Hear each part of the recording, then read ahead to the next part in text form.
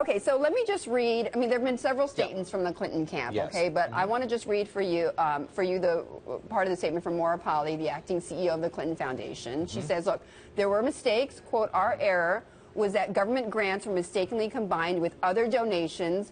Those same grants have always been properly listed and broken out and available for anyone to see on our audited financial statements. So here she is saying this. Yeah. You've had Brian Fallon go on Medium and refute each claim. Right.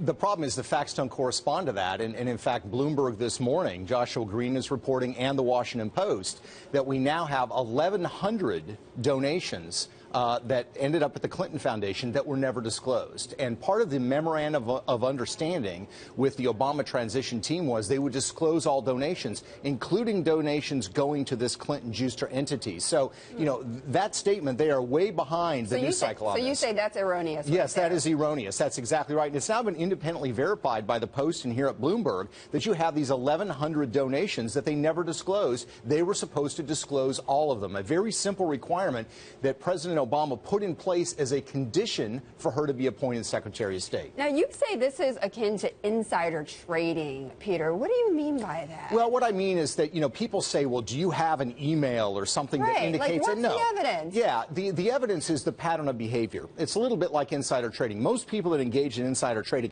don't send an email that says, I have inside information, buy this stock. Prosecutors will look Sometimes at it. Sometimes they do. they do. But a lot of times, the smart ones, they will look at a pattern of well-timed stock trades. They have access to inside information, and they just seem to always guess right. That has been sufficient grounds numerous times for prosecution for insider trading. And if you look at the former governor of Virginia, Governor McDonnell, you look at Senator Menendez, the prosecutions that they have faced, I think legitimately, there's far less evidence than there is as it relates to the favors given to Clinton Foundation donors. So then how would you, because you've investigated many of the financial dealings of political figures here. How would you rate what you found with the Clintons versus the others that you have dug into? That's a great question, Betty. I mean, I think if you look at the quantity of money and you look at the amount of money, the sources of money, and the timing of beneficial policy actions, it's extremely troubling. We're not talking about but one worse, or two. Better? I think it's worse in a lot of cases because we're not talking about one or two or three examples. We're talking about dozens of examples and policy decisions that always benefit those who have provided them with funds. I think ultimately what happens is there needs to be investigation by somebody who actually has subpoena power, who can actually try to look at those emails. What would you subpoena, though? If you had those powers, what would you subpoena? I would subpoena the server. I would subpoena the emails. I would subpoena phone records to see when they're having conversations, when they're having discussions, and to see if it fits the pattern. I mean, the Clinton position is basically that these are all just massive coincidences. I don't think there's that many coincidences in American politics. I mean, I've seen it on both sides of the aisle. I've gone after both sides of the aisle, and I just don't believe there's a pattern. Yes, there's an extensive pattern. Okay, so Arkansas Governor Asa Hutchinson has come out and said, look, you know, I don't want the right to rise up quite yet. You know, he says there's no evidence of quid pro quo here. He said it looks like it just might be mistakes. So are you surprised, Peter, that some Republicans haven't taken up this mantle, haven't pressed harder on these accusations? No, I think I would hope that, first of all, I don't know if that he's read the book. There's a lot of people commenting on it that haven't even read the book, and a lot of claims what they're saying I'm saying. What I'm simply saying is, look, there is a position that Hillary Clinton takes. There is an influx of large amounts of money, tens of millions, and sometimes more than $100 million from an interested party, and then she reverses course.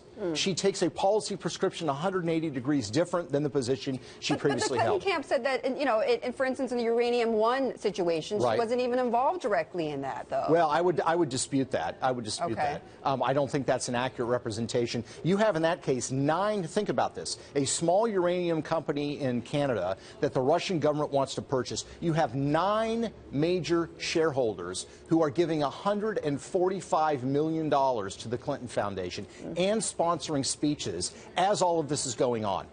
Maybe that's coincidence, but when you see all the other examples in the book, it's really hard. It's hard to conclude that it's coincidence. Okay, so does this disqualify her from being president, in your view? I don't want to make a decision for voters. I think people should look at information that are voters. They should look at financial issues. They should look at character and policy. But I think this raises huge concerns about whether she's compromised. I mean, if you are doing these kinds of deals with foreign entities, Are you beholden to them? Do you have commitments that you've made? Right. Have you abused your power, essentially? Have you abused Exactly. your position? Okay. So we know that you are now working on the same thing with Jeb Bush. Right. Okay. So are you, without giving details exactly on what you're finding, but are you finding some similar situations here? We are, and I'd love to come back at some point to talk about it if you guys are interested. Absolutely. Obviously, in the case of Jeb Bush, he's governor of Florida, so you don't have the geographical breadth that you have with the Clintons, but you have all kinds of questions when government money is put into land deals, into airports, into these sorts of various things, and these individuals or these entities are connected to the governor or people that are connected to the governor. It raises a lot of questions. We've been researching it for about 4 months.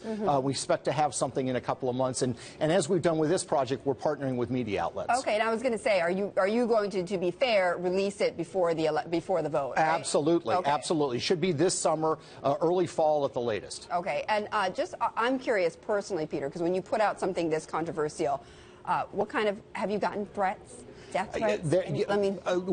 I'll just say we have security, and that do? security is not something that just came because we decided to have security, and we'll just leave it at that. Okay, so you have full-time security? Yes. Okay, all right. Peter, I'll protect you right now. No, thank you. I feel a lot safer.